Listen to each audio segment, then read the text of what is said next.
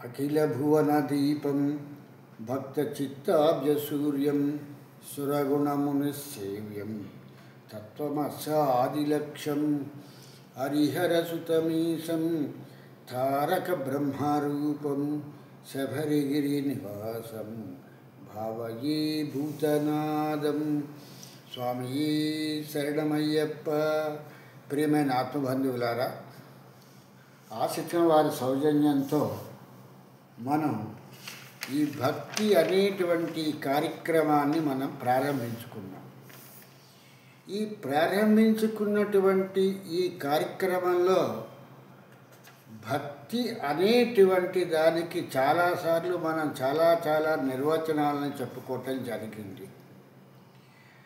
భక్తి అని అంటే మూర్ఖత్వంగాను మూఢత్వంతోనూ చేసేటువంటి క్రియలు కాదు, పనులు కావు అనేటువంటి విషయాన్ని మనం గ్రహించవలసినటువంటిది. జ్ఞానముతోనూ విజ్ఞానముతోనూ ఒక పని మనం చేస్తున్నామంటే దాని యందు కడు శ్రద్ధాభక్తులతో మనం చేసేటువంటి దాన్ని భక్తి అని అంటారు. ఈ భక్తిలో విరాట్ పురుషుడు అనేక రూపాలతో ఉంటున్నటువంటి విషయం మనకి తెలిసినటువంటిది. ఈ అనేక రూపాలలో ఉండేటువంటి విరాట్ పురుషుణ్ణి మనకి నచ్చినటువంటి రూపంలో మనం ఆ ఒక్క రూపాన్ని మనం ప్రార్థిస్తూ భక్తి శ్రద్ధ దాని మీద అణుకువలతో మనం ఆ ఒక్క పని చేయటాన్ని భక్తి అని చెప్పేసి అంటారు. అంతేగాని శ్రద్ధ లేని పెట్టు శ్రాద్ధంతో సమానం అన్నట్టుగా మూర్ఖత్వంగాను మూర్ఖుల్లాగా పూలన్నీ కూడా ఆ ఒక్క శబ్దము ధ్వనితో లేకుండా బుట్టలు తీసుకొచ్చి ఆ విగ్రహం మీద పోసేస్తే వచ్చేటువంటిది ఏంటి? అది లోహ విగ్రహమే. పంచలోహాలతో చేసిన, రాతితో చేసిన, కంచుతో చేసిన, ఇత్తడితో చేసిన అది లోహ విగ్రహమే. లోహ విగ్రహం మీద మనం పోసేటువంటి ఈ పూలు కానీ కుంకుమ కానీ లేకపోతే మిగిలినటువంటి పాలు తేనె నెయ్యి ఇలాంటి మొదలైనటువంటి ద్రవ్యాలన్నింటినీ వాటి మీద మనం వలకపోయటం మూలంగా వాటి మీద పోస్తుండటం మూలంగా మనం పొందేటువంటి ఫలితం ఏమిటి అంటే ఇది నిష్ఫలం భవేత్ అనేటువంటిది వేదం చెప్తున్నటువంటిది. వేద సారమైనటువంటి ఉపనిషత్తులు కూడా చెప్తున్నటువంటి విషయం ఏంటంటే ఒక క్రియ చేసేటప్పుడు అంటే ఒక పని చేసేటప్పుడు ఆ పనికి తగినటువంటి ప్రతిఫలాన్ని నువ్వు ఆశించకుండా చేసినప్పటికీ కూడా ఆ పనిని కడు శ్రద్ధగా భక్తిగా దాని మీద విశ్వాసము నమ్మకముతో చెయ్యాలి తప్పితే విశ్వాసం లేకుండా ఒక 10 కేజీల నెయ్యి ఆ విగ్రహం మీద పోసేస్తే మనకు వచ్చేటువంటిది ఏంటి? మామూలుగా ఒక డ్రమ్ములో నుంచి ఇంకో డ్రమ్ములోకి పోస్తే ఎంత ఫలితం ఉంటుందో ఆ విగ్రహం మీద పోసినా కూడా అంతే ఫలితం ఉంటుంది. దానికి వేదసారమైనటువంటి మంత్రాలతో కానీ ఉపనిషత్తుల్లో చెప్పబడినటువంటి వేదవాక్కులతో కానీ ఋగ్వేదానికి సంబంధించినటువంటి మంత్రతంత్రాలతో కానీ దాన్ని అర్చన చేస్తే ఆ అర్చన చేసేటప్పుడు ఆ యొక్క ధ్వని శబ్దము కూడా ఆ పోసేటువంటి ద్రవ్యముతో పాటు అణువున కూడా అవి వ్యాప్తి చెంది ఆ విగ్రహాన్ని తాకి ఆ విగ్రహానికి మనకి మధ్యన ఒక ఫ్రిక్షన్ ఏర్పాటు చేసి అదే మహిమైన అదే మహత్యమైన అనేటువంటి పరిస్థితికి తీసుకొచ్చేటువంటి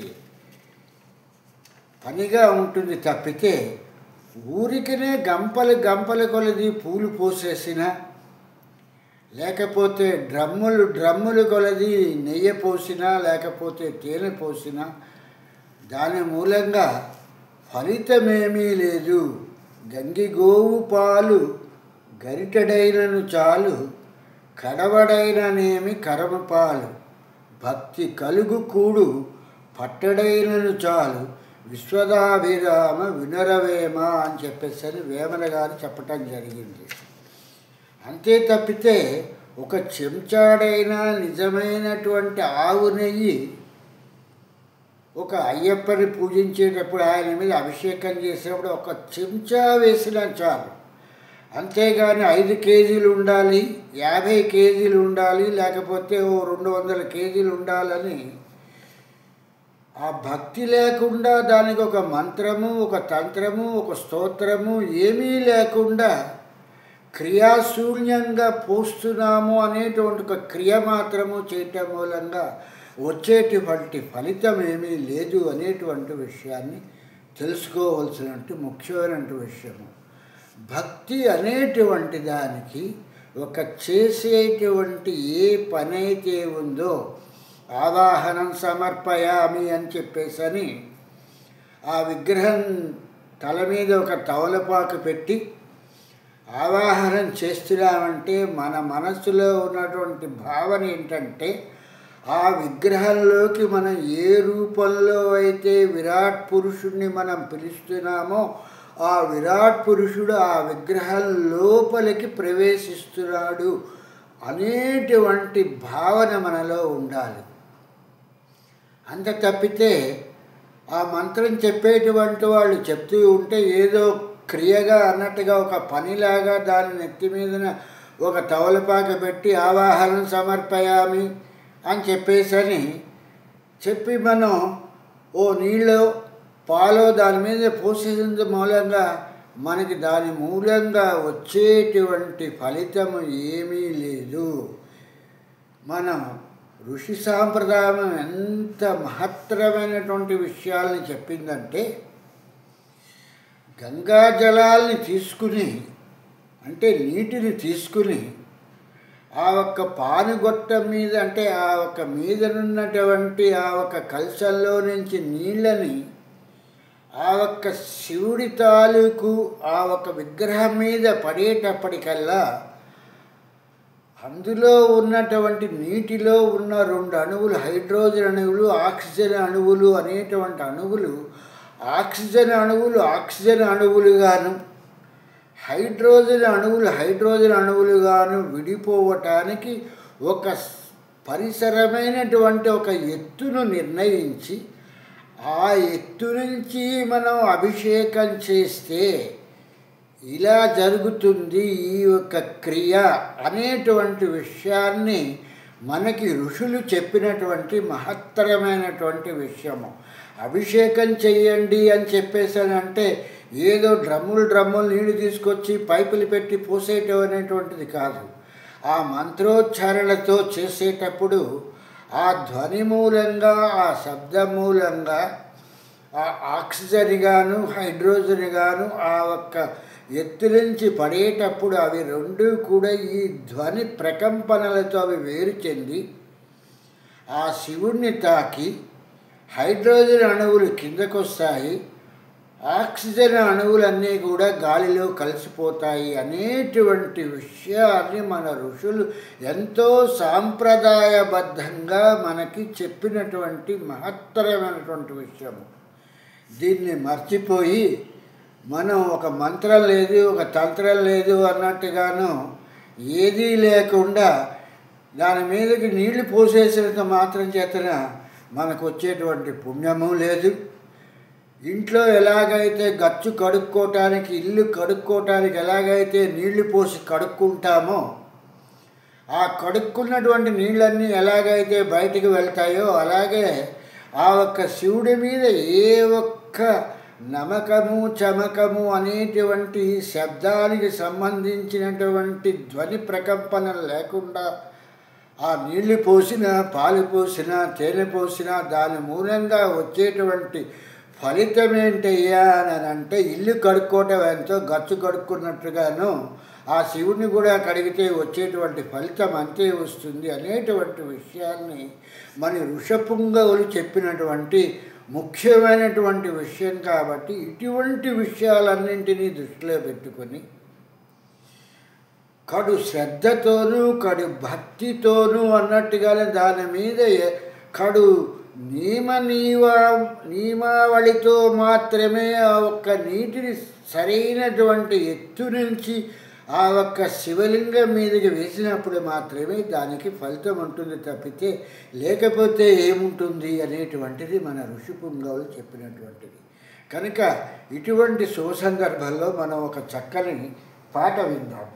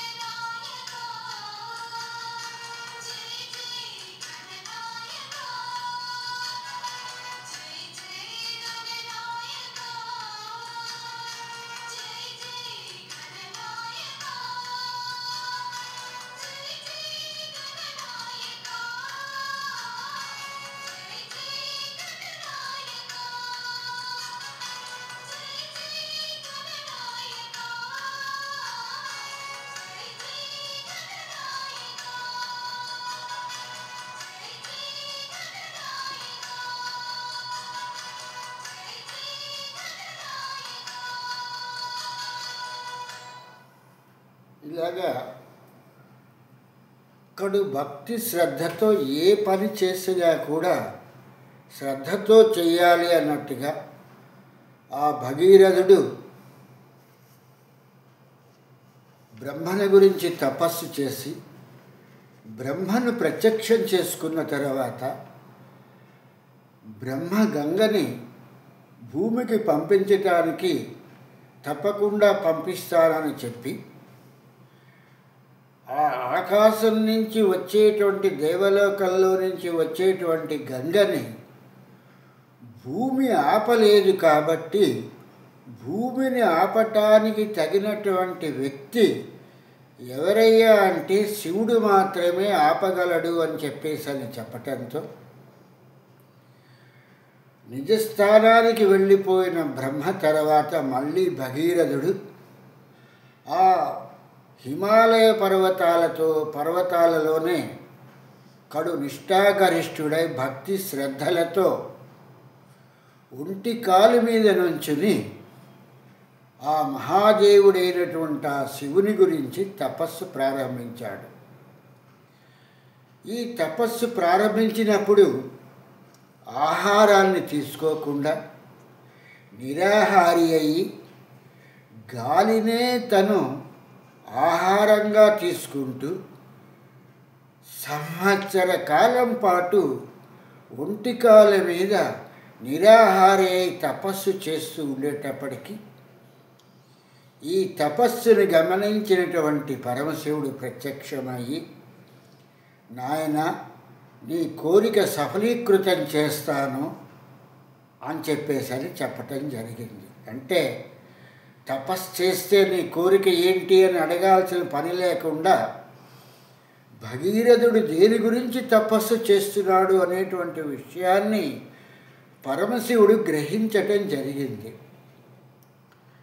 ఈ విషయాన్ని గ్రహించినటువంటి పరమశివుడు, నీవు గంగని ప్రార్థించు, గంగ భూలోకానికి రాగానే నేను గంగని ధరిస్తాను అని చెప్పేసని శివుడు భగీరథునితో చెప్పటం జరిగింది.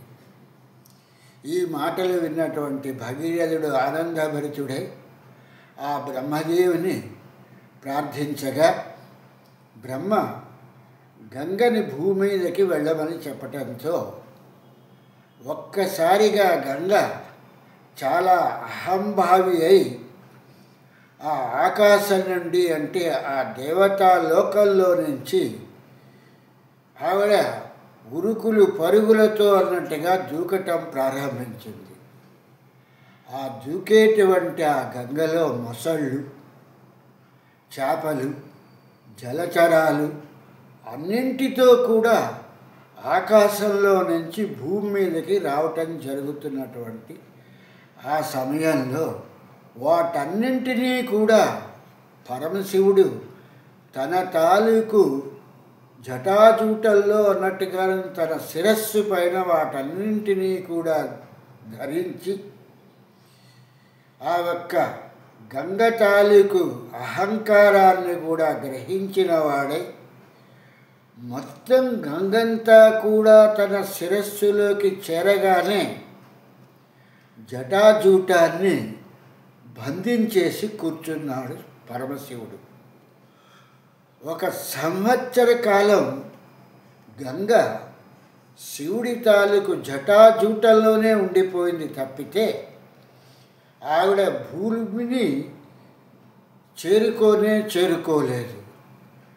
ఆ ఒక్క శివుని జటాజూటంలో ఉక్కిరి బిక్కిరి అయిపోతూ ఆవిడకున్నటువంటి గర్వం అంతా కూడా ఈ సంవత్సర కాలంలో అణిగిపోయే లోపల భగీరథుడు మళ్ళీ శివుణ్ణి ప్రార్థించటం జరిగింది. మహానుభావ, నేను ఇంత కష్టపడి గంగని భూమికి తీసుకురావాలనే ప్రయత్నం చేసింది ఎందుకంటే మా ముత్తాతలు భస్మరాసులై పడి ఉన్నారు, వాళ్ళు పునీతులు కావాలని చెప్పేసని దివి నుంచి భూకి ఆ గంగను తీసుకురావాలని ప్రయత్నం చేశాను. కాబట్టి నా మనవి ఆలకించి గంగని భూమి మీదకి ప్రసరింప చేయవలసినది ప్రవహింప చేయవలసినది అని భగీరథుడు ఈ ఒక్క శివుని కోరగా శివుడు ఆ గంగను భూమి మీదకి ప్రవహింపజేయటానికి నిశ్చయించుకున్నటువంటి తరుణంలో మిగిలినటువంటి కథాభాగాన్ని రేపు మళ్ళీ మనం ఆ వెంకటనాథుడి తాలూకు అనుగ్రహంతో ఈ కథని పూర్తి చేసుకుందాము. కనుక ఇలాగా దివి నుంచి భూమికి భగీరథుడు గంగను తీసుకురావటం మూలంగా దీన్ని భగీరథ ప్రయత్నము అని చెప్పేసి అనటం జరిగింది అనేటువంటి విషయాన్ని మనం గ్రహించవలసినది. ఇటువంటి మహత్తరమైనటువంటి కథలో దీనిలో ఉన్నటువంటి తత్వము అనేటువంటిది విశదీకరించి చెప్పవలసినటువంటి పని ఉండదనేసి అని అనుకుంటున్నాను. తత్వ పరిజ్ఞానాన్ని కథలోనే తేలికగా అర్థమయ్యేటట్లుగానే చెప్తున్నాను.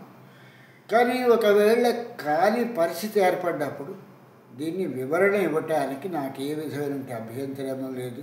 స్వామి శరణం, స్వామి శరణం, స్వామియే శరణమయ్యప్ప.